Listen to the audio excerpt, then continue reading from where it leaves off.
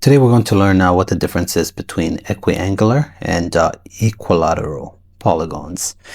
So let's start with equiangular. So this means equal angles.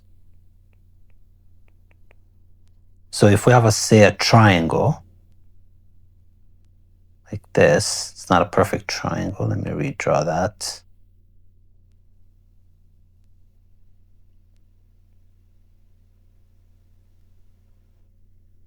So you would say that the angles would be the same. So the internal angles would be the same. So let's say this was 30 degrees.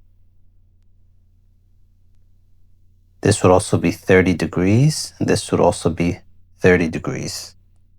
So that's what an equiangular polygon is.